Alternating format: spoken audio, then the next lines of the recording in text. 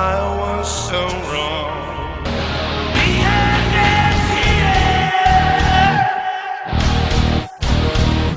For a new offense coordinator at this point, he was looking for a replacement. Bobby Bowden had become fixated on a LSU offensive coordinator who the University of Texas was also looking at. Both teams wanted him to be their coach in waiting. Florida State and Texas would both make offers, but Jimbo Fisher would choose to take Florida State's offer to not only become the offensive coordinator at Florida State in the 2007 season, but become Florida State's coach in waiting in the 2007 season. Now, I'd like to point out something that I think gets missed a lot. While it is true that we'll get to this in a little bit in this video, that Jimbo Fisher does Bobby Bowden dirty in just a little bit of time. Bobby Bowden did choose Jimbo Fisher to be the coach in waiting and the next coach at Florida State. That doesn't make it better that Jimbo Fisher backstabbed Bobby Bowden. I just wanted to point out that this was Bobby Bowden's choice to hire Jimbo Fisher as the next head coach. The 2007 season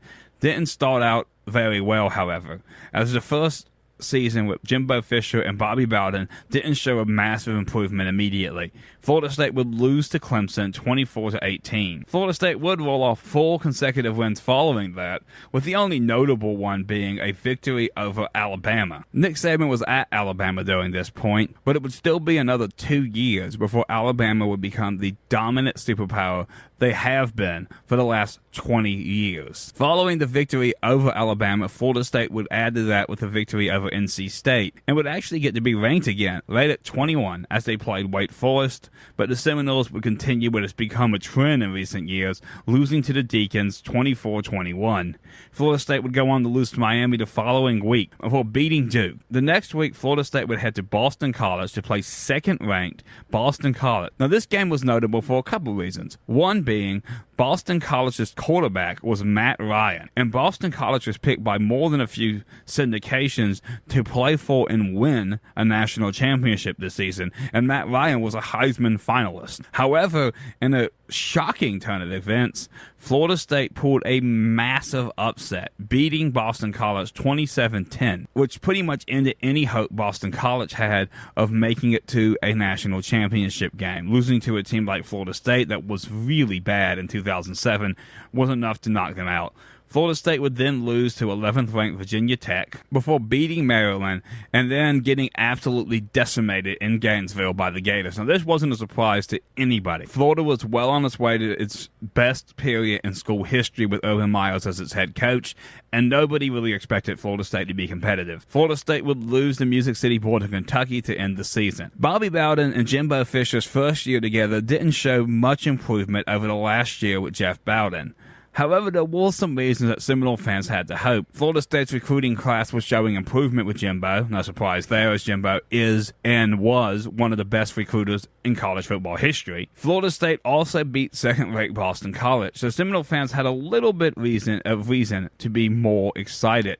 The Jimbo Fisher effect would be in full swing the following season. Florida State would turn it around following 2 7-6 seasons and would finally get back to that 9-win era. Florida State would open the 2008 season with easy victories over 2 consecutive high school teams, Western Carolina and Chattanooga. Florida State would crush both teams, but when Florida State went to go play a real team on September 20th, they would lose 12-3.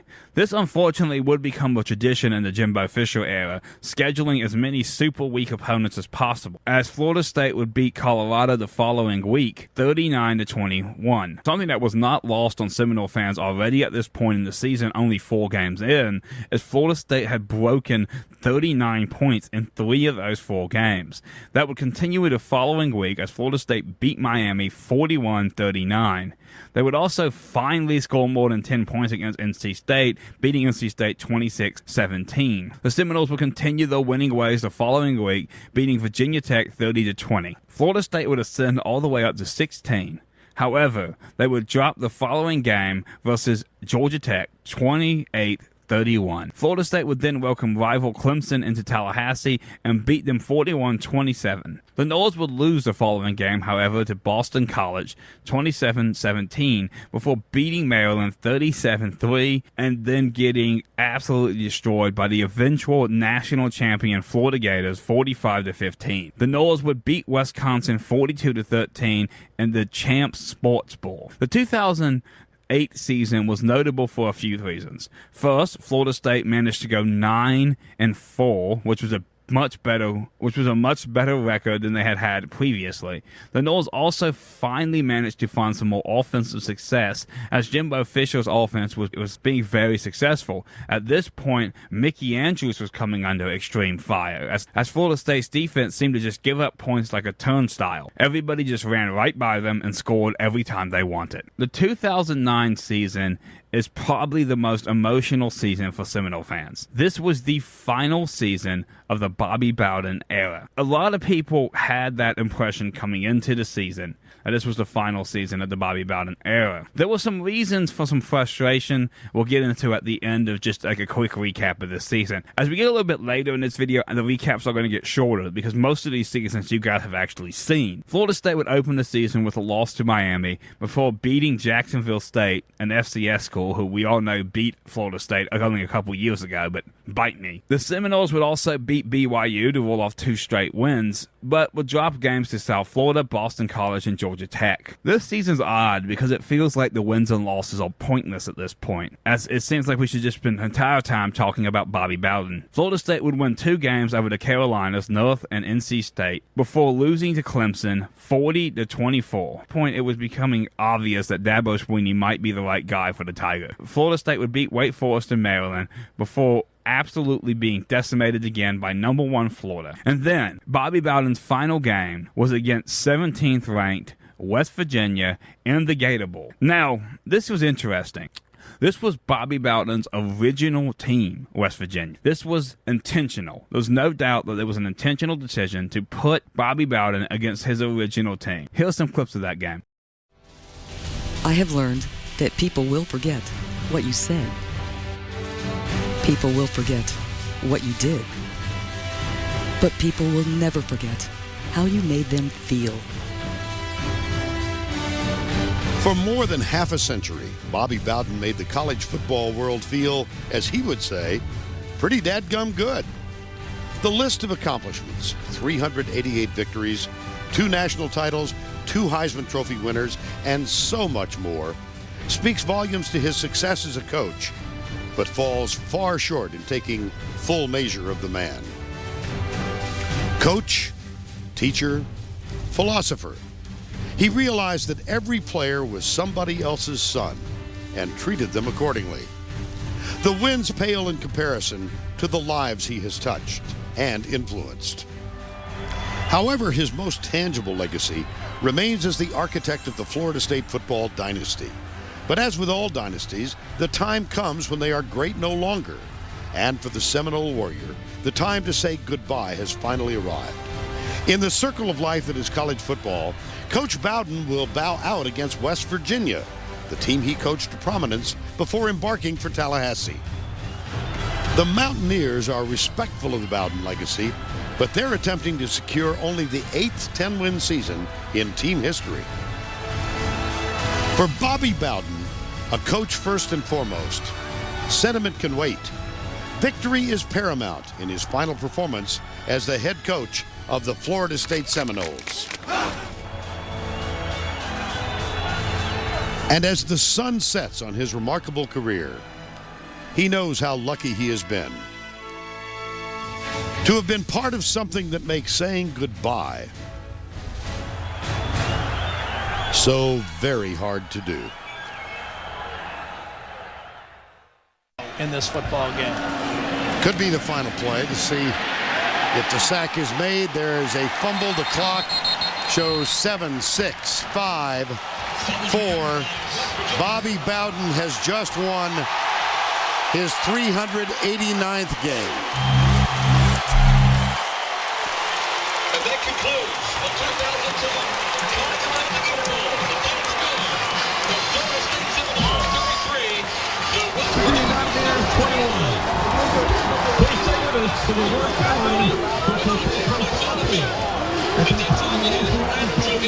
Scoreboard, and you secure this win. How memorable of a moment is this for you? Well, it's got to be memorable because it's my last dadgum ball game after 57 years of coaching, and it's nice to get blown out of the dadgum stadium.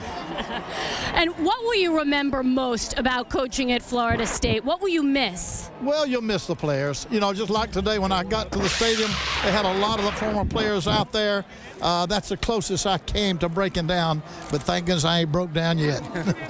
Well, you'll have one final speech with those players in the locker room. Yeah. We might see some tears. What will you say to them? Well, I'll just congratulate them and tell them I hope that this is the beginning of a dynasty back. That's exactly what I'll tell them.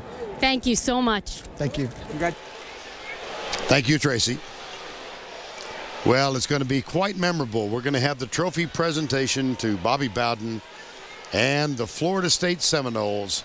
Florida State would beat West Virginia, but the Seminole fans would have to say a tearful goodbye to Bobby Bowden. Unfortunately, while this was the right decision at the time, as Florida State had managed only to win 7 games in 3 of the previous 4 seasons, even firing the Seminoles' offensive coordinator did not change that. A lot of the Seminole fans were furious. And a lot of this was Jimbo Fisher's fault, but I have to say something that won't be popular. Some of this was also Bobby Bowden's fault. The reason some of this was Bobby Bowden's fault is because of the fact that Bobby Bowden said he wanted one more year. And let's be honest, guys. Let's be perfectly honest. If Florida State had won 10, 11, or 12 games that next year, he would have wanted another year. And Florida State couldn't afford to let Jimbo Fisher go to keep Bobby Bowden for 2 more seasons because Texas was sniffing around and so was some other team. However, this doesn't make Jimbo Fisher not a dirty, low-down asshole. At this point, I do have to plug my own video. I have a video on Jimbo Fisher. You can see it on screen now. I'll link it in the description below. It covers a little bit more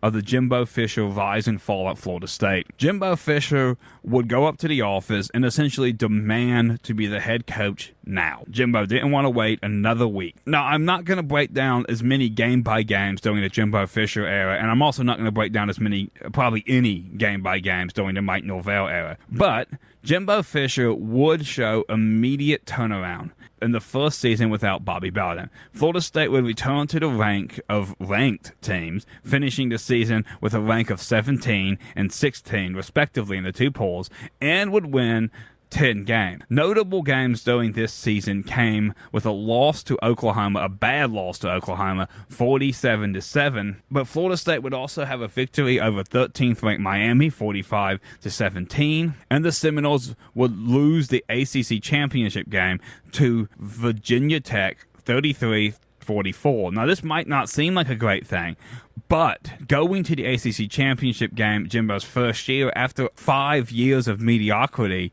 definitely was a big plus. Florida State would make a statement in the most meaningful game of the full season as Florida State would play South Carolina. Now, South Carolina and Florida State had a relatively similar record and relatively similar ranks, being the fact that SEC biasm had been fully established by this point.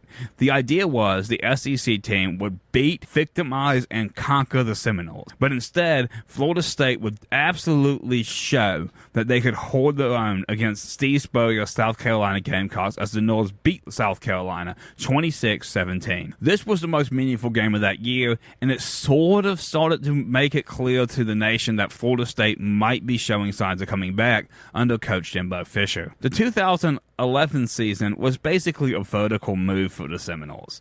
There wasn't much improvement as far as record from the previous season, but the improvement was clear on the field. While the record was largely the same, Florida State would lose to Oklahoma at home this time, 23-13. Now, this was notable because, remember, only a year ago, Florida State was pantsed by the Sooners. The Noles would lose the next week as well to Clemson, 35-30. Now, it had been such a long period of us playing bad against really good teams, national championship contenders. Our Seminole fans actually saw this as improvement because we were being competitive with the big teams again. Other notable games in this season were a victory over Miami, and while it's true this was well past the point where Miami was worth mentioning, Miami's still Miami, so it's always fun to beat them. And Florida State finally got a victory over Florida, which was Urban Meyer's final year as the Gators head coach. Jimbo Fisher would continue his success in bowl games too, as Florida State would beat Notre Dame in the Champ Sport Bowl, a place that Florida State was becoming all too familiar with. Now, the 2012 season wasn't the most notable season, but it was the first season where Florida State made a statement that they were back. Also, Florida State had a freshman quarterback wearing a red shirt sitting on the bench named Jameis Winston that would absolutely lead to Jimbo Fisher making so much money in the future. The 2012 season started off excellent, as Florida State rolled off 5 easy victories, including one over 10th-ranked Clemson. Florida State would be shockingly upset by North Carolina State in Raleigh. Florida State would beat their next 5 opponents, although all were unranked. The only real notable game was a victory over Miami. Florida State would be all the way up to number 10 when they played 6th-ranked Florida. The Gators would beat Florida State 37-26 in Tallahassee. However, Florida State would go to the ACC championship game and beat Georgia Tech for the team to win its first ACC championship in years. 5 points up! 5 points up! 5 points up! 5 points up! 5 points up! What are we? One team! One team! We don't know! Win! Will we lose? Hell no! Will we lose? Hell no! Will we lose?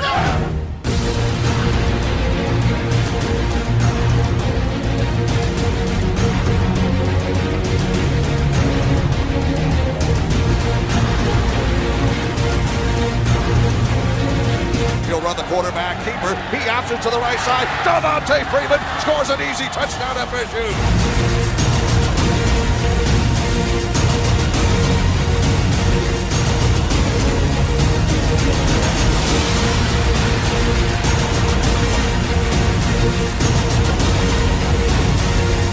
James Wilder Jr. goes 16 yards.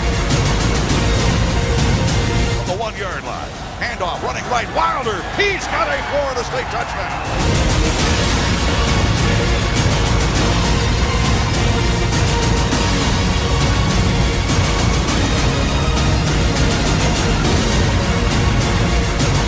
Dropping the throw downfield, picked off, intercepted by Xavier Rhodes. Out of the gun, pressure, here's the pass upfield, it is intercepted, picked off Carlos Williams, down the sideline.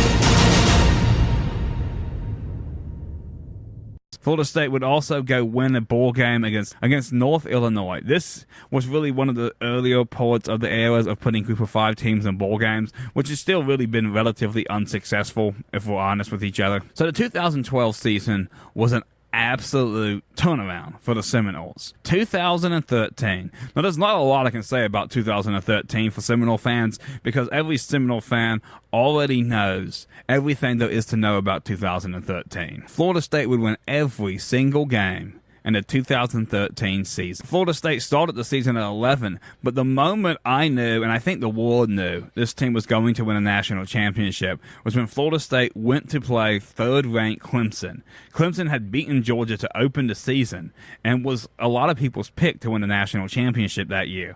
Florida State obliterated Clemson 51-14. The Noles would go on to beat a ranked Miami team later in the year easily, 41-14. Before playing Auburn in the national championship game. Here's your clips. For Florida State, but the 30 days will help the Noles to get them ready.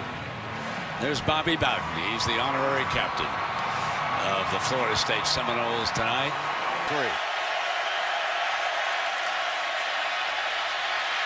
3. Takes off. Slips a tackler. 10, 5, out of bounds. First down and goal. Start the second half as well. Freeman, touchdown, Florida State. What they needed, and remember what it came on. 41-yard attempt. From the right hash. What a weapon. 3 points closer. Down at the Ivory. It's so well spoken. Oh, wonderful. He's fun. Yeah. Now, Davis is back deep. No, he screwed up.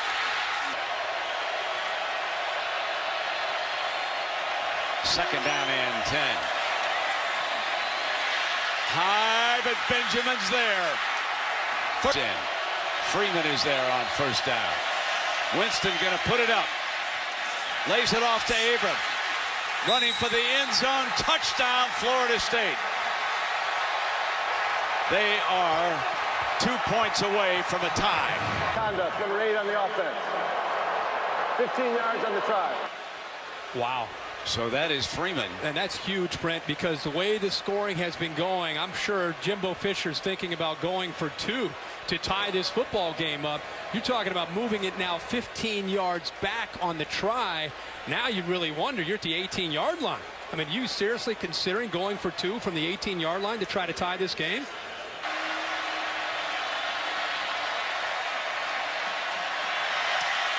So it's a 1-point game. It's 21-20, but remember what set it up. It was this interception, but watch the end of it. Williams up in the air. First half. This is a 23-yarder.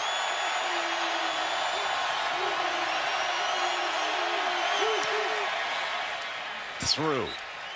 And it is now a 4-point lead. That's a win for the Noles to give Jameis Winston a shot to win this game. With 4-4 to be going to break. Jameis Winston has a chance. Whitfield and Williams are back deep.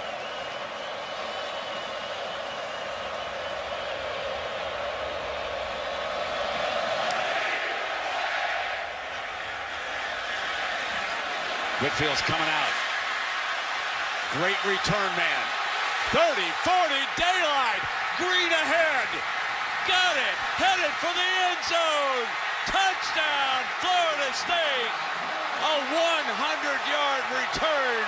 And Auburn is stung by its own medicine.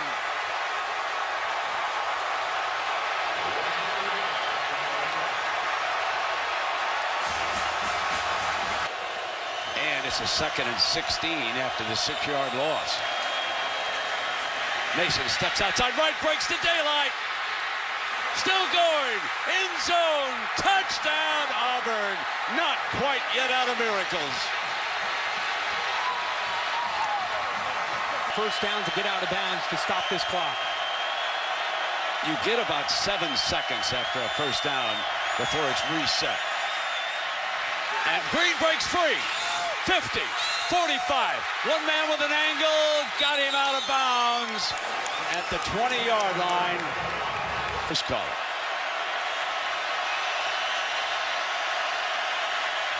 Now Winston going to drop it off Freeman.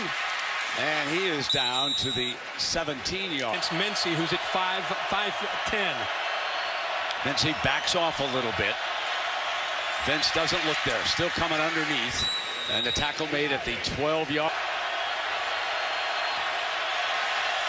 Winston in the pocket. Fires. Incomplete. Building that defensive front along with Ford. 2nd down and 10. Winston. He's got Freeman. Out of bounds.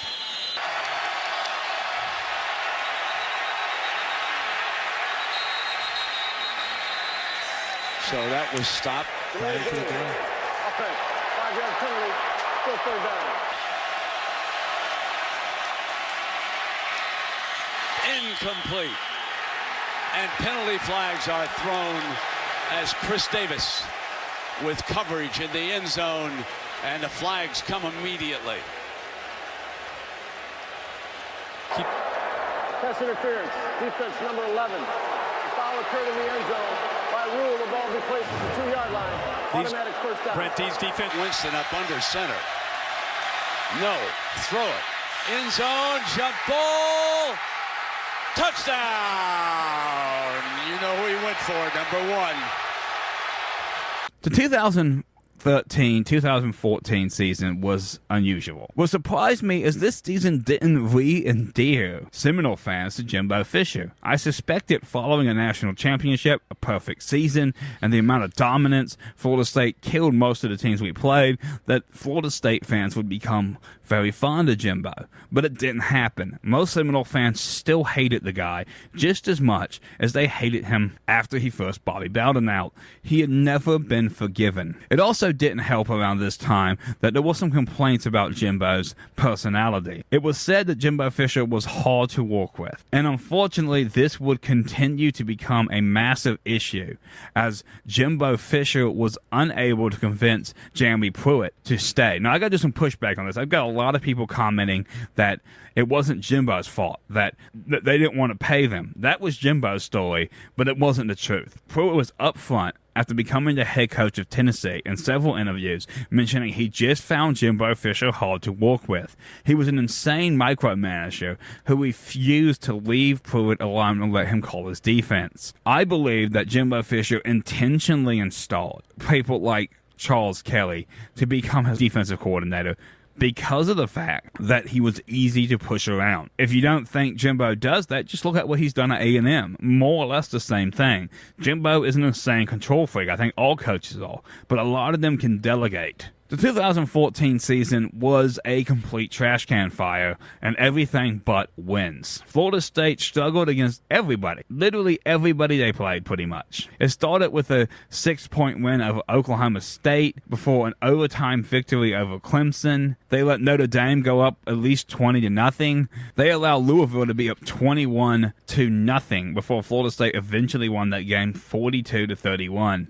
Yes, someone pointed out in my Jimbo Fisher video, I said the final score was 50-30, but it was actually 42-31. Forgive me for that slight mistake. Florida State would continue to win, beating Miami and beating Florida. Florida State would beat a very good Georgia Tech team in the ACC championship game. Easily Florida State's best win, as that Georgia Tech team would beat the Dak Prescott-led Mississippi State Bulldogs, the 7th-ranked team in the country, 49-34 in the Orange Bowl. Florida State would get a ticket to the first playoffs of all time. And if you're a Seminole fan, and I'm going to assume you are if you're watching this video, we don't need clips of this game. Florida State was embarrassed by Oregon 59-20. This game was a complete trash can fire in so many ways. Florida State went into halftime only down by a few points before a string of turnovers to start the second half led Florida State to being absolutely annihilated. If you want a little bit more in-depth about this game, like I said, I have a complete video on Jimbo Fisher. Please check that one out. Jimbo Fisher's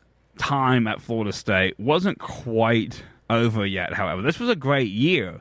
I mean, sure, the playoff game sucked, but Florida State did go 13-1 and had finished, I think, second or tied second of all time in the modern era for consecutive wins. So it was pretty obvious that Florida State was really good. However, the following season was really the beginning of the end. Without Jameis Winston, Florida State returned to the 10-3, 9-4 Jimbo Fisher teams. If you look at Jimbo Fisher, the majority of his seasons as a head coach are 9-4, 10-3. That's pretty much what you get for Jimbo. The 2015 season was really a very forgettable year. Whenever I think about this era of Florida State, I immediately jump to 2016 as a much more meaningful year in the history of Seminole football. Florida State pretty much had no issue for the first 5 weeks of the season. Florida State would lose to Georgia Tech and Clemson at Clemson, but Clemson was number one, and this was the year they lose to Alabama in the national championship game. So this was a really good Clemson team. Florida State would beat Florida 27-2 that year, but then more problems for Jimbo Fisher. Florida State would play a token Houston team in the Peach Bowl, and the Peach Bowl at that point had become one of the New Year's Six games. I think it still is,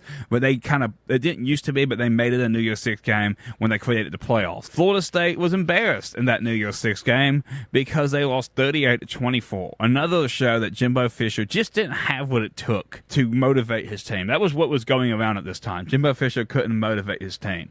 But he also was having issues that we didn't know about till later with Stan Wilcox and Florida State's administration. The 2016 season was very notable in the history of Florida State football. Mostly because for the maybe third straight year, Florida State was predicted to play for, or at least be in, the playoffs. And it started with really one of the most embarrassing opening night games against a good Mississippi State team. But again, Florida State would just let Mississippi State run up and down the field before rallying, coming back, and winning. This is not something that should have kept happening. It was driving Seminole fans crazy at this point. But the game that I honestly believe cost Jimbo Fisher his time at Florida State happened. Week 3. 3, 2016, September 17th at noon, as the Lamar Jackson Louisville Cardinals welcomed second-ranked Florida State into their home and handed Florida State one of the worst losses in school history. I think it is the worst loss in school history, 63-20. This was it. This was the game. There was a lot of people like myself defending Jimbo at the time because of the success we had had under him. But this was it. Everybody was off the bandwagon. We were supposed to be a national championship contender, and you let a team beat you 63-20, and those 20 points came late. I turned this game off. I almost never turn off Seminole games, but I turned this game off out of disgust. Florida State would beat the Willie Taggart-led South Florida Bulls the next week, before losing to North Carolina by a field goal and beating Miami by 1 point. Florida State would also beat Wake Forest before losing to the eventual national champion Clemson Tigers by a field goal. You see, this is what caused so much frustration for Seminole fans. You play number 3 Clemson, a team that won the national championship by beating Alabama that year, with Deshaun Watson as their starting quarterback, and you lose by a field goal. But you play Louisville, a team that finished 9-3, and you lose by 43 points. The only thing to assume is that Jimbo Fisher couldn't motivate his team. The Noles would win out that year, with the most notable win of the final stretch being a victory over Florida and an Orange Bowl win over Michigan. A 33-32 win where Michigan decided to go for 2 rather than tying the game and going to overtime. Not a great call. Times when you watch these games, the press will be like, they should go for the win. It's fucking stupid to go for the win. You play for more time because in overtime you have more chances to win the damn game. Why would you want to gamble it all on one card if you could have 6 more cards? In any sense, the 2016 season was notable because it was really the moment that Seminole fans lost faith in Jimbo Fisher. 2017 was Jimbo Fisher's final year, and it wouldn't be a teal for goodbye like it was for Bobby Bowden. Jimbo Fisher started off terrible. The Seminoles were marred in all kinds of controversy. Stan Wilcox had it out for Jimbo and wanted him gone in order to hire a coach that looked like him. Didn't give a shit about Florida State or what kind of success the Noles would have, or the fact that Florida State has a ton of African-American coaches. None of that mattered. Wilcox wanted Jimbo gone, and as I said in another video, imagine if we switched the rules of this. What if a very successful national championship winning black coach was forced out so a white athletic director could hire a white coach? It would be a massive problem. And this was a big part of what was happening behind the scenes at Florida State. There was also this other massive issue. Florida State, at the time, the test scores were so low that the Noles risked being eliminated from D1 college football contention because much like his players didn't seem to give much effort on the field, they didn't feel the need to show up for practice. This was a problem that Urban Meyer also had in Gainesville, where these players, they just showed up and they thought because they had that spear on their helmet, they were already great. They didn't think they had to work for it, and Jimbo couldn't seem to convince them to work hard for it. Either way, this season was a complete trash can fire, as in the opening game against Alabama, Florida State would lose the game, but more importantly, Florida State would lose their starting quarterback, DeAndre Francois, for the year. This forced Florida State to start the worst starting quarterback to ever start at Florida State, James Blackman, and the Noles ended up finishing the season 7-6. This was the final year at Florida State. Now, we could debate until we die whether Jimbo Fisher was forced out, whether he left, whether he was fired. If he left, it makes what Wilcox did seem less nefarious, even though if he left, it was still Wilcox's fault. But if you lived in Tallahassee at this time, the Tallahassee Democrat ran an article about Jimbo Fisher going up to the president, at the time it was Thrasher, of the university's office and essentially saying, look, I can't walk with Stan Wilcox, so it's me or him. What surprised Jimbo, me, and I think most of the Seminole community is the idiotic Thrasher chose to fire Jimbo Fisher. Oh, he didn't so much fire him as he just told him he wasn't firing Wilcox, which, Jimbo had made it clear it's the same thing. He made it easy for Thrasher to get rid of Jimbo. Thrasher wanted to hire an African-American coach because he's a minority coach, but we all know when you say minority what people mean, because he wanted to be able to say that he was the president of Florida State who did that. Either way, the 2018 season started, and a lot of us Seminole fans wanted to be optimistic. I really wanted to be optimistic coming into this season, but I knew Willie Taggart was hired for the wrong reasons. Taggart's career record coming into Florida State was pathetic. It wasn't nearly good enough for him to become the head coach of Florida State. He was under 500 as a head coach coming into Florida State. He had only had one D1 season. This is Florida State. They're supposed to be a gold standard program, not a program that takes a coach for some reason. And I never could understand it either. It's not like Willie Taggart was the only African-American coach in all of college football and the NFL. You may even be able to take an NFL coordinator and make him the head coach at Florida State, because we all know the NFL, there's an issue at the NFL level with hiring African-American coaches. So you may be able to actually get one of those very talented offensive coordinators at the NFL to become the head coach at Florida State. Hell, I would have been happy if they had made Odell Higgins the head coach over Willie fucking Taggart. Unfortunately, my hope was destroyed immediately with Willie Taggart's first press briefing. I think a lot of Seminole fans will. Willie Taggart came off to me as a used car salesman, promising us we'd had the best offense, the best defense, the best special teams. We'd win all our games. We have all these monsters. He kept saying monsters. And I said, oh, fuck. We're screwed. And, of course, we were. Florida State would miss a bowl game for the first time in 4 decades under Willie Taggart, going 5-7 his first year. The Seminoles would allow the Willie Taggart disaster to last only one more season. Florida State would decide to fire Taggart. Now, I made a video covering the fall of Florida State football and Mike Norvell's, I believe, personally, eventual resurrection of the program. If you haven't seen it, check it out. Again, link in the description. I got in a friendly debate with some of the fans in my video about this. I argue, and I still argue, and I'll always argue, that Willie Taggart's job was lost against Wake Forest.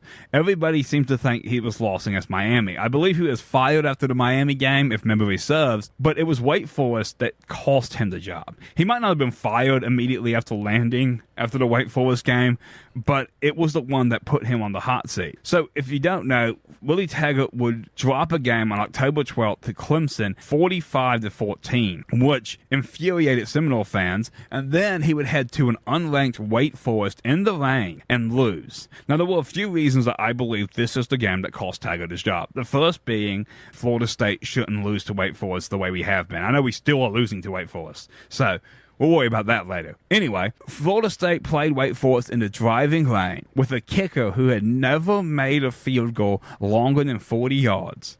In the driving rain, Willie Taggart decided it was a better idea to kick a 52-yard field goal to win the game rather than going for it on fourth. This decision, I think, is really the final straw for the administration. I believe that even if Willie Taggart had won out that year, he would have still been fired at the end of the season. Florida State would not fire Taggart the next game, but he would be told if he doesn't do better, he will be. He would show some signs that maybe he was paying attention to that threat, as Florida State would beat Syracuse the following week, but Florida State would lose to Miami 27-10, and the writing was on the wall.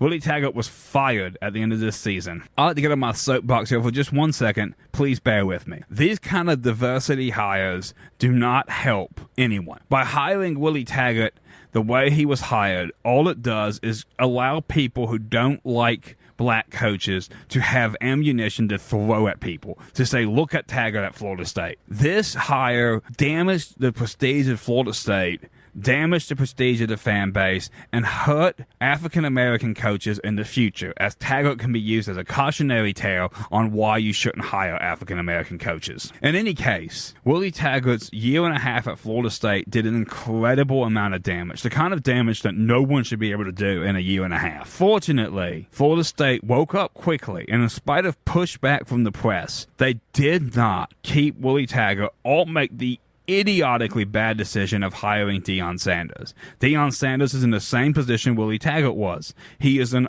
unqualified head coach. He had some high school experience, but he was not qualified to become the head coach of Florida State. I want the job is not a good reason to hire someone. Instead, Florida State hired Mike Norvell, who had just completed a perfect season at Memphis. Unfortunately for everybody on earth, and doubly unfortunately for Mike Norvell, his first season was 2020. This made it so Norvell couldn't recruit as quickly as he wanted and couldn't build as quickly as he wanted. I've said this, and I'll say this in every video I ever make on Florida State football. Mike Norvell should not be judged for the 2020 season. People should forget it. Also, Kendall Biles was a complete idiot, trash can fire, and trash offensive coordinator who Mike Norvell got rid of immediately. There were some notables that came out of this season that were pretty interesting. One, following a absolutely embarrassing loss to Miami, Mike Norvell had said, if you don't give effort,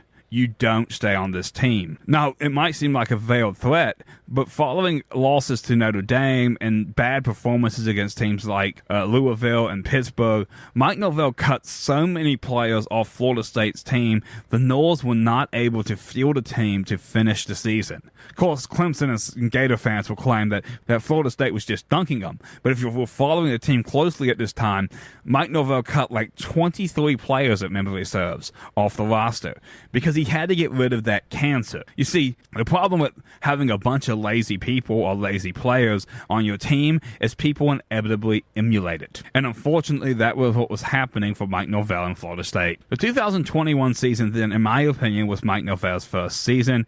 It was Kendall Biles' second season.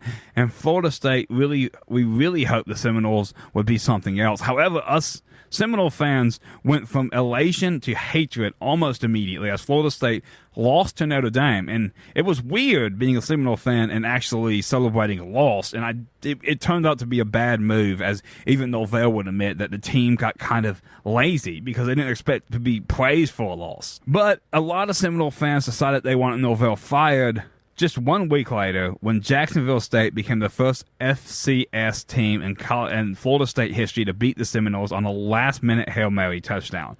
Now, this was a really screwy game. It was boring. It was the longest game I think I've seen in 2,700,000 million years. It felt like the game went on so long that I'm not sure I didn't die from old age watching it. And there were about 9,000 stupid penalties. Hell, if Florida State just looked at the quarterback too hard, the idiot chickenhead refs would throw idiot chickenhead penalties. That entire referee team should have been fired and taken out and freaking flogged. Freaking idiots. Referees should not be involved in the game. They should only call egregious penalties. Hell, if somebody tripped in that game, the referee would probably call a penalty on the person who tripped. But I'm not bitter about this anymore, okay? I'm over it. Can't you tell? The next week, Florida State would lose to Wake Forest. It was the next week that everything changed. So Mike Norvell, for the first 3 weeks of this season, had been playing with a lot of the older players, the Willie Taggart guys, which makes sense. It's how football teams normally work. But if you actually watch the Louisville game and you pay attention, you'll notice in the second half of a Louisville game where we were getting whooped, you'll notice a lot of the defensive players changed. Mike Norvell started putting in a lot of the freshmen and younger players he himself had recruited because he was ready to give up on the Taggart players. And it worked. Florida State rallied back and got back into the game. Unfortunately, we would lose, but Florida State would reel off 3 straight wins before being competitive against Clemson, competitive against NC State, beating Miami and Boston College, and losing to Florida. The point was that the Seminoles showed signs of life. Things had gotten so bad with the Taggart years that showing signs of life were enough. I had hope. We all had hope. There's no reason to recap the 2022 season as we all saw it. But I will point something out that we should all remember. Florida State lost 3 consecutive games in that season, the most notable of which being the NC State loss. Mike Norvell is, I think, the right guy, but he can be too aggressive. Mike Norvell cost Florida State the NC State game. We played well against Clemson, much better than I expected, but we really rallied in that game late. Wake Forest, I'm so sick of it. Wake Forest was the sole game last season that Florida State played badly in. I mean, it was just a not well-played game. The team didn't give enough effort. I'm surprised old Uncle Mike wasn't pissed off. Now, we have finally reached the end of recap. As we go into the season, there's a lot of hope springing for. Florida State has brought back so many players that making it to the playoffs almost seems likely. We have to be wary of that, though. I know if you've seen my schedule prediction, link in the description below, I was very, very optimistic in my schedule prediction. I got the record right last year, but I did miss on a couple games. But the record was perfect. I had us finishing the exact same record we had. This year, I'm less confident because I was more optimistic. Something to keep in mind. If we end up 9-3 again, or even 7-5, or 10-2, we can't bury Mike Norvell for it. Florida State is still experiencing somewhat of a talent deficit. We got players now that we haven't done as great in high school recruiting as I would have liked, but we are killing it in the transfer portal. Florida State is by far the best transfer portal team. Because of that, a lot of people are picking Florida State to be one of the playoff teams. I think Florida State is the best team in the ACC, but you have to remember, when compared against teams like Georgia, or hell, even Clemson, Florida State does not have the same level of talent as those kind of teams still to this day, and unfortunately our current recruiting class isn't great either. I know that Florida State threw a huge contract at Mike Norvell and a long-term one, and I was happy about that. But if we can't recruit better long-term, Florida State will forever be marred in this 9-3, 10-2 range, and never return to being a college football superpower that's playing for national championships every other year like Alabama or Georgia. Is Mike Norvell the right guy to save Florida State? I don't know. He might be Florida State's Mark Richt, a great coach that wins a bunch of games for 10 years at Florida State before the Noles hire someone else. But I think he has the potential, ability, knowledge, and skill to get Florida State where it needs to go. One of the most lost things in football these days, especially college football, is coaching. Players are picked up as 5-star players, and then coaches throw them into the system without actually coaching them. Mike Norvell is a true coach. He takes a player and makes that player better. Well, thanks for watching this insanely long video.